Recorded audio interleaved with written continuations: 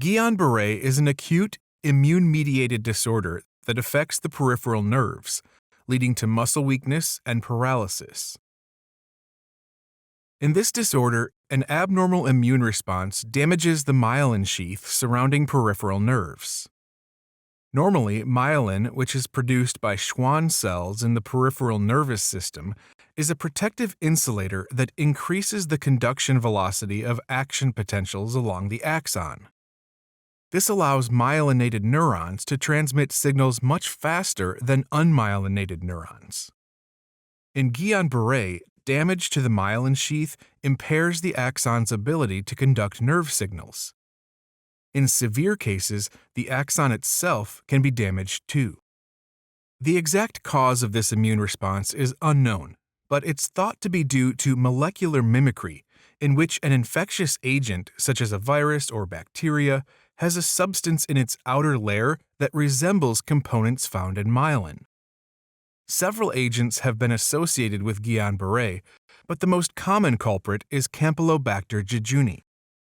When the immune system detects the infection, it produces T cells and antibodies against this specific substance, which then cross-react with the myelin of the peripheral nerves and nerve roots.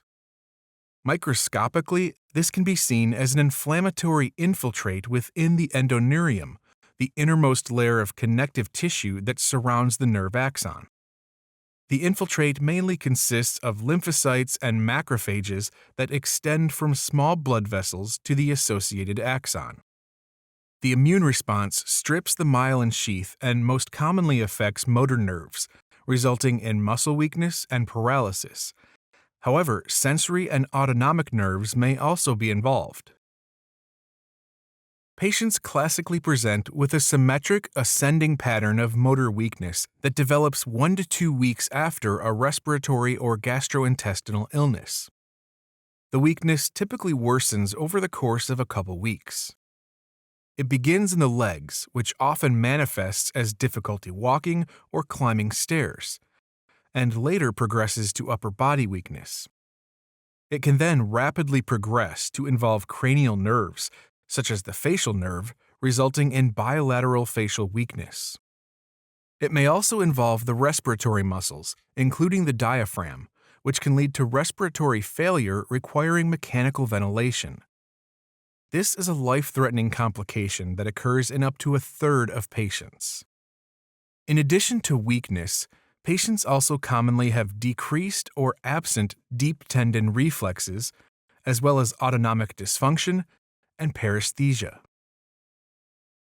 The diagnosis is primarily clinical, but can be supported by cerebrospinal fluid analysis.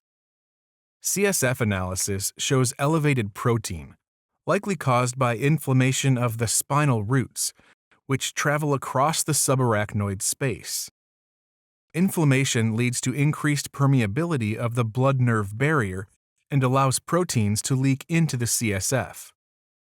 The white blood cell count in the CSF, however, is normal.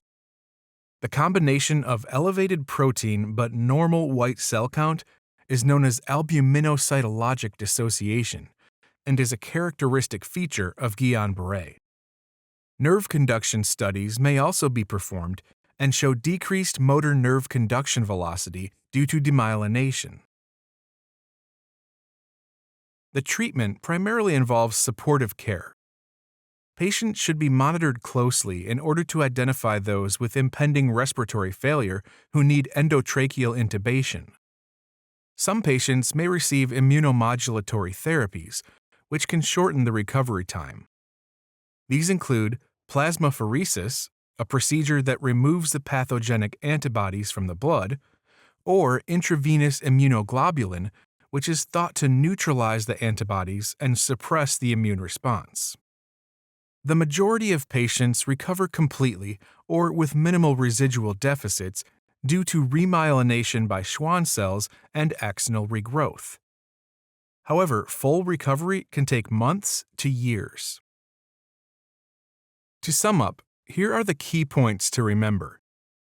Guillain-Barré syndrome is an acute, immune-mediated demyelinating disorder that affects the peripheral nerves. It's thought to be due to molecular mimicry, in which an infectious agent causes an immune response that cross-reacts with myelin and Schwann cells. The most common precipitating agent is Campylobacter jejuni. Patients typically present with ascending muscle weakness 1 to 2 weeks after a respiratory or gastrointestinal illness. Weakness can progress to involve the respiratory muscles, a life-threatening complication requiring ventilatory support. Patients also have decreased deep tendon reflexes, dysautonomia, and paresthesia. The diagnosis is clinical, but is supported by albuminocytologic dissociation in CSF analysis and reduced motor nerve conduction velocity in nerve conduction studies. Supportive care with respiratory monitoring is essential. Plasmapheresis therapy or IVIG may also be used. Most patients recover completely over the course of months to years.